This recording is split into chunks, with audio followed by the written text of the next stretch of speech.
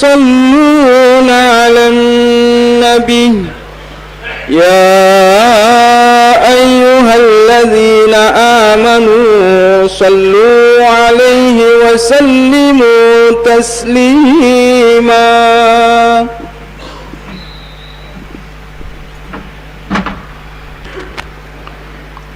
Assalamualaikum warahmatullahi wabarakatuh. Allahu Akbar, Allahu Akbar, Allahu Akbar,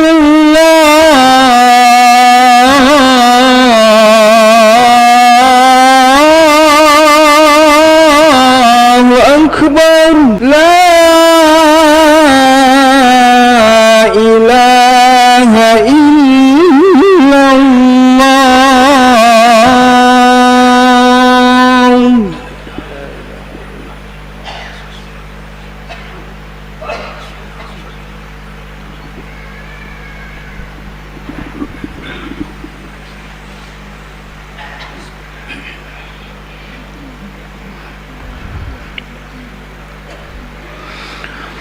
Alhamdulillah, alhamdulillahilladzi ja'ala da'wata ilal huda wad dilalata lil muslimin.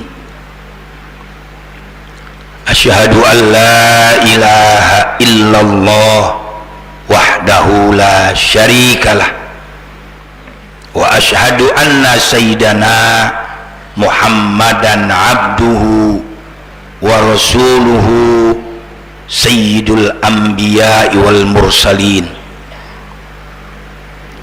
Allahumma fasalli wa sallim wa barik ala hadzal nabiyil karim war rasulis sayyidis sanadil azim sayyidina wa habibina wa syafi'ina wa maulana Muhammadin imamil anbiya wal mursalin wa ala alihi wa ashabihi wat tabi'ina lahum bihsanin ila yaumiddin.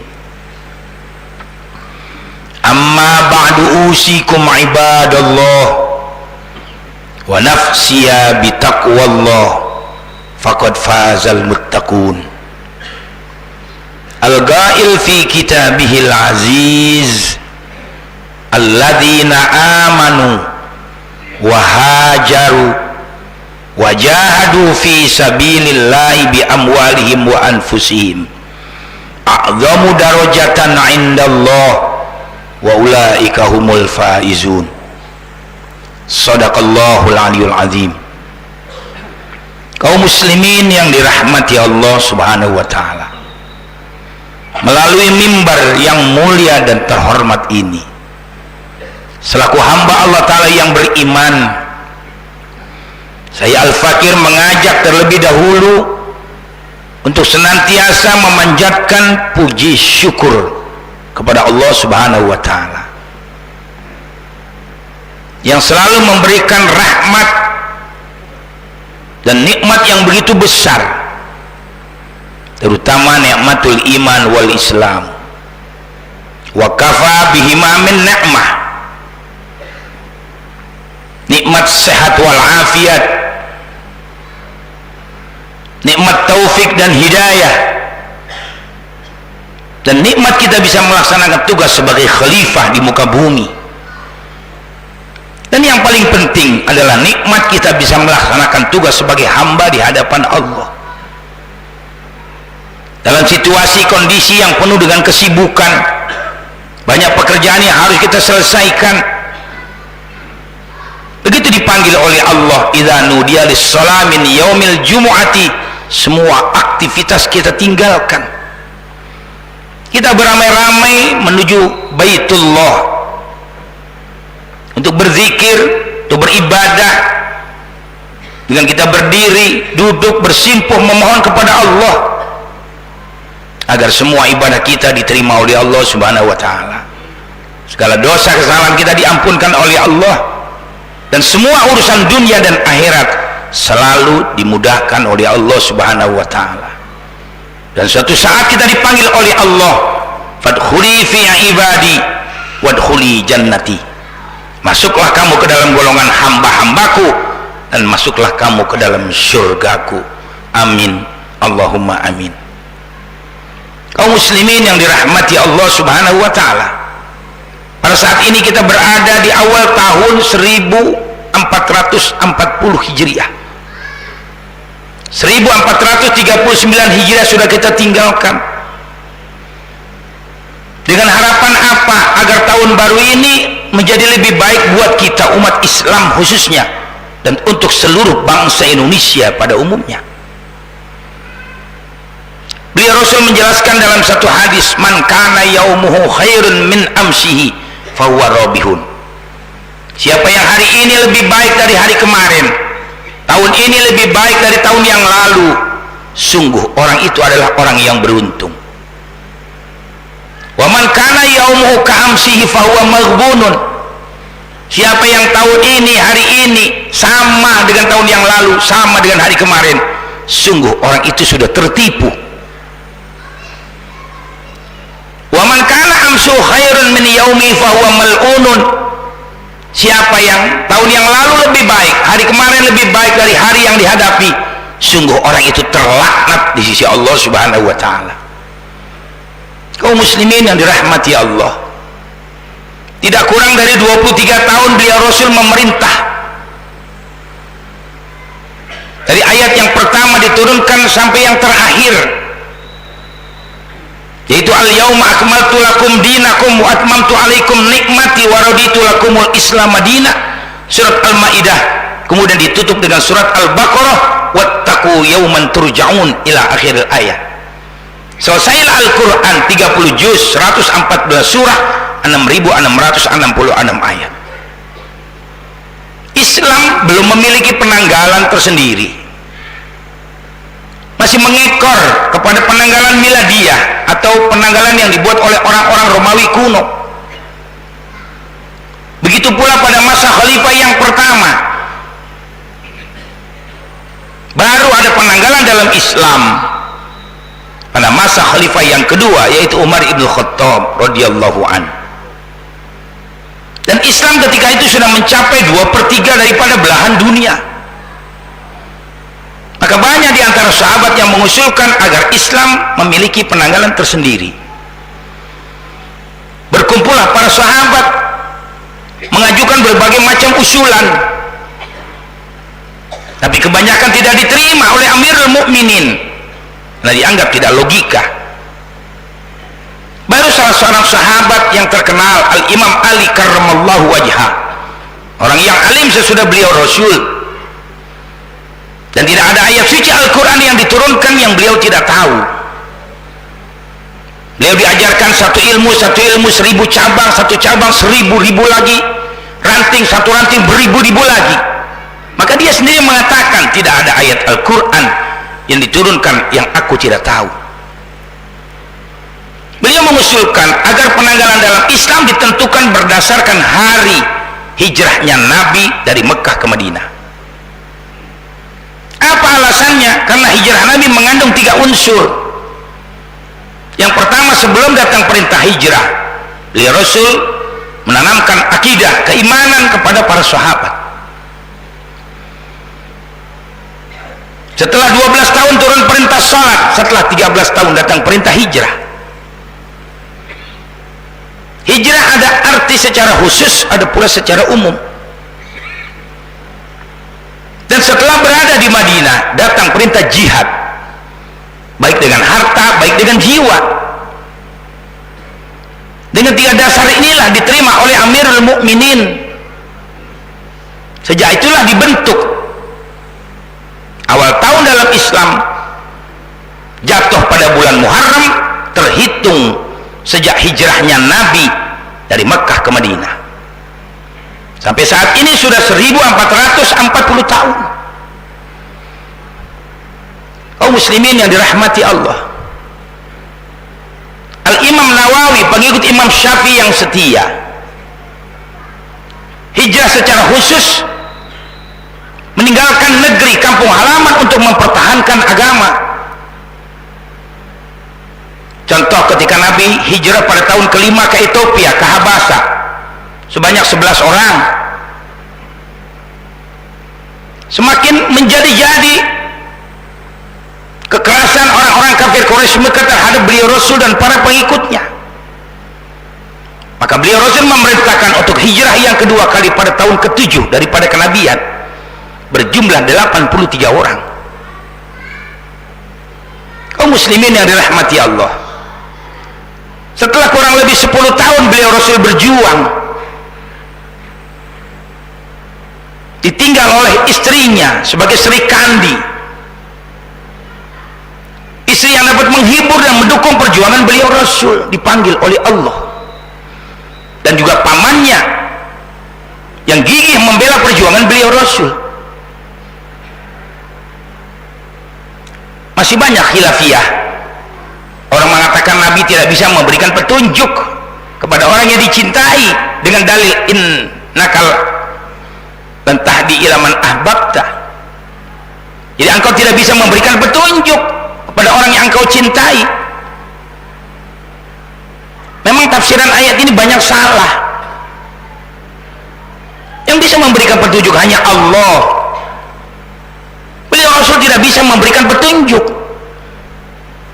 Walakinnallaha yahdi may yasha, yang bisa memberikan petunjuk hanya Allah. Dan ini ayat bukan khusus untuk Abu Thalib. Ini ayat lil am, kepada siapa saja beliau Rasul tidak bisa memberikan petunjuk. Jangan salah di dalam mentafsirkan Al-Quran. Kalau kembali kepada tafsir Ibnu Abbas, Abu Thalib ini Islamnya sama seperti Islamnya Ashabul Kahfi, karena memang beliau yang membesarkan Nabi dan beliau sangat sayang kepada Nabi, selalu dia jaga, dipelihara. Kaum muslimin yang dirahmati Allah, bagaimana tentang cerita Ashabul Kahfi?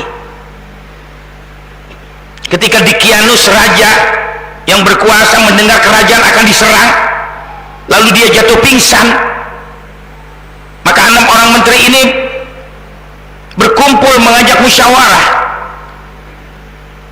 6 orang tersebut Tamliha, Miksalmina, Mihoslimina, Martilius, Cassitius, dan Sidemius. Dia bertanya, hai Tamliha, kenapa kau mengundang aku, kau tidak makan? Aku sedang memikirkan Dqiyanus. Aku juga sama sedang memikirkan Dqiyanus. Baru mendengar kerajaan akan diserang, dia sudah jatuh pingsan. Maka akhirnya 6 orang menteri ini, dia keluar dari istana kerajaan untuk mempertahankan akidah. Sampai di tengah jalan dia bertemu seorang pengembala. Dia bertanya, di mana gua? Kahfi artinya gua. Dan ketika itu seekor anjing yang digunakan untuk mengembala juga ikut serta. Maka dikatakan wathaminuhum kalbuhum, yang ke-8 adalah Ashabul Kahfi, adalah anjingnya, saudara sekalian. Kenapa dia mau meninggalkan istana yang begitu megah, perempuan cantik tinggal dia pilih, makanan yang begitu nikmat tinggal di istana kerajaan? Karena hanya mempertahankan akidah, keimanan. Mari kita ambil istimbat ini, saudara-saudara. Kita umat Islam di Indonesia, baca sejarah perjuangan bangsa. Kenapa Indonesia bisa merdeka? Kalau diukur dengan teknologi, nggak mungkin kita merdeka, hanya karena bambu runcing dan selepetan barangkali, saudara kalian. Belanda canggih, Jepang canggih, tapi karena yang berjuang di Indonesia adalah para ulama, para kiai, para habaib, para jawara-jawara yang muslim, yang tidak meninggalkan sholat dan ibadat. Datang pertolongan Allah. Setelah Belanda hengkang, Jepang menjajah Indonesia, maka Jepang dibom atom oleh tentara sekutu. Begitu negara Indonesia kosong dari penjajahan, Soekarno, Hatta, dan kawan-kawan segera memproklamirkan kemerdekaan. Yang awal mulanya di Rengas Dengklok Kerawang, kemudian dipindahkan ke Jakarta Jalan Pegangsaan. Ini sejarah, tidak boleh kita lupakan. Dan apa isi teks proklamasi itu? Dengan rahmat Allah, bukan dengan rahmat Tuhan. Allah yang punya hanya kita umat Islam. Di luar Islam bukan menyembah Allah, menyembah selain Allah. Karena bukan orang Islam, maka dia buat teks berdasarkan Islam sesuai dengan perjuangan bangsa. Maka mestinya yang jadi pemimpin juga harus orang-orang Islam, orang-orang yang beriman, bertakwa kepada Allah Subhanahu wa ta'ala. Jangan salah kita memilih pemimpin. Beberapa waktu yang lalu banyak musibah yang diturunkan oleh Allah. Mari kita pelajari. Itu Al-Quran adalah pedoman hidup kita.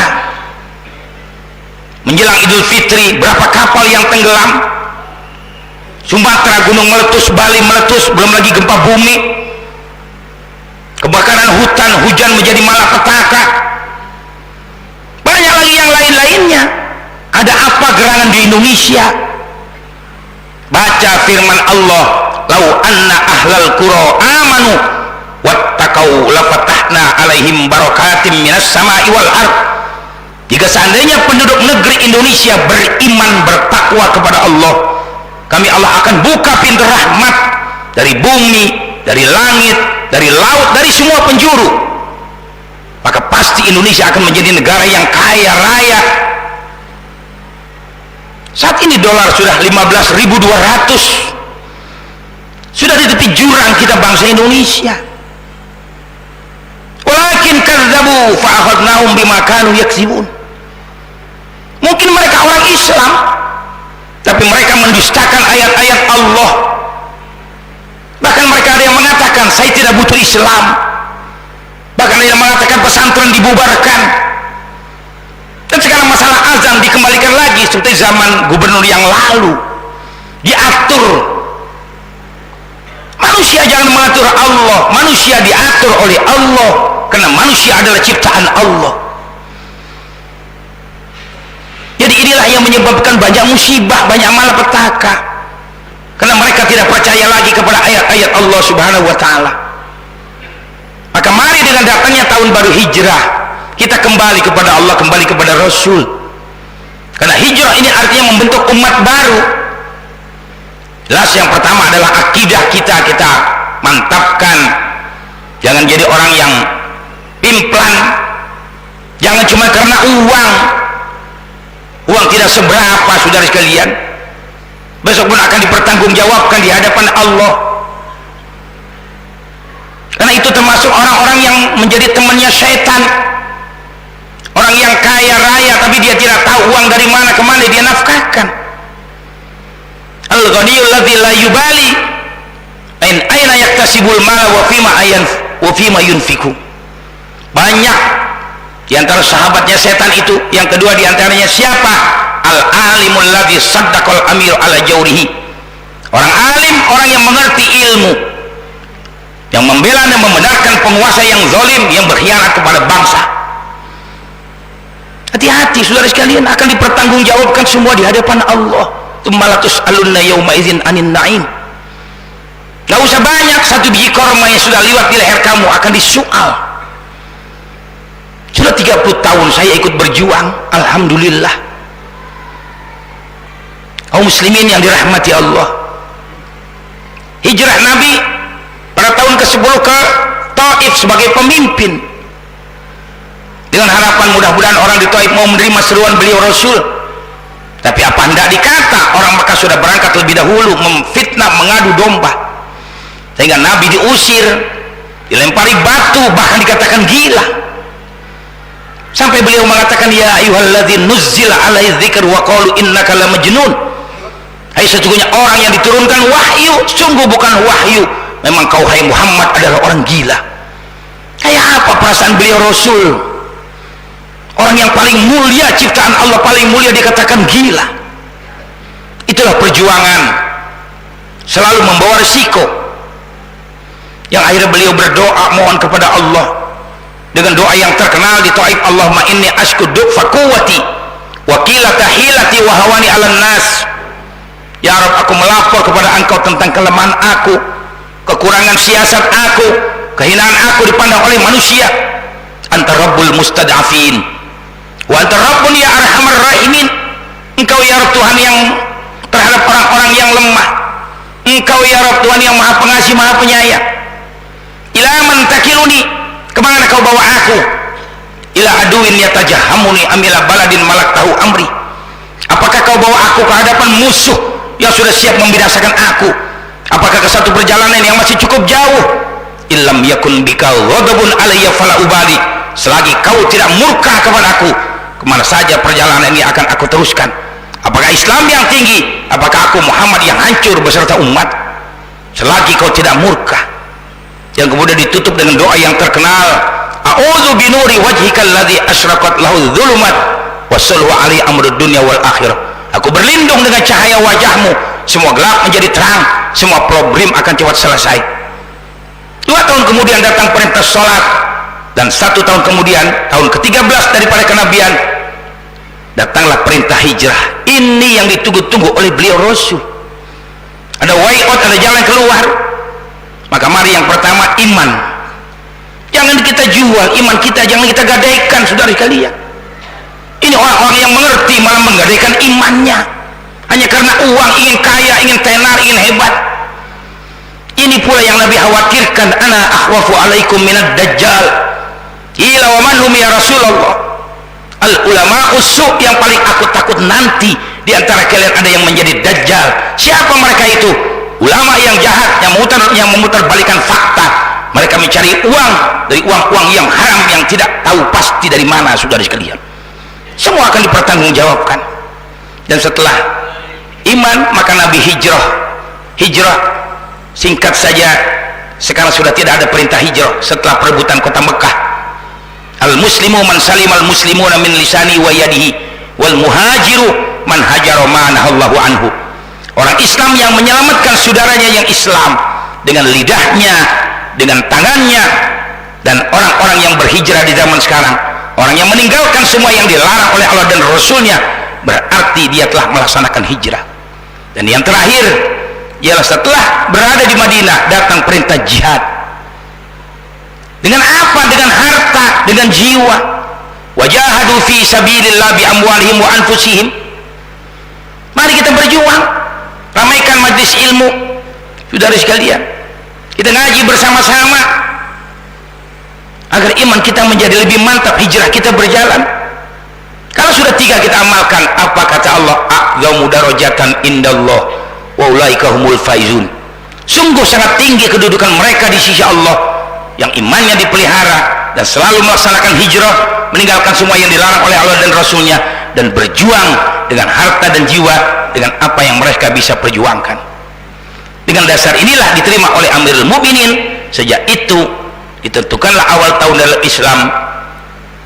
Hijrah Nabi dari Mekah ke Madinah sampai saat ini sudah 1440 tahun. Mudah-mudahan tahun baru ini lebih baik buat kita umat Islam di Indonesia dan buat bangsa Indonesia, dan mudah-mudahan kita diberikan pemimpin yang beriman, bertakwa kepada Allah Subhanahu wa taala.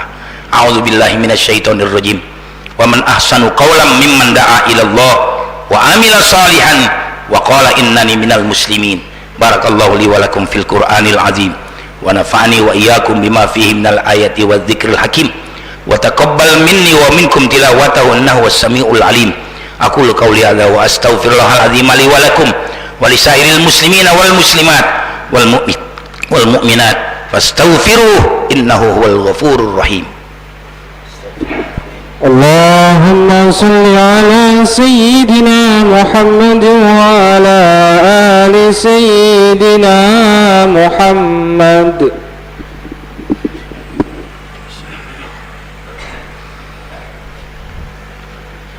Alhamdulillah, alhamdulillahi hamdan katsiran kama amar, wa asyhadu an la ilaha illallah wahdahu la syarikalah irghaman liman jahada bihi wa kafar, wa asyhadu anna sayyidana Muhammadan abduhu wa rasuluh sayyidul khalaiqi wal bashar. Allahumma shalli wa sallim ala sayyidina Muhammad wa ala alihi wa ashabihi masabihil hurar ibadallah.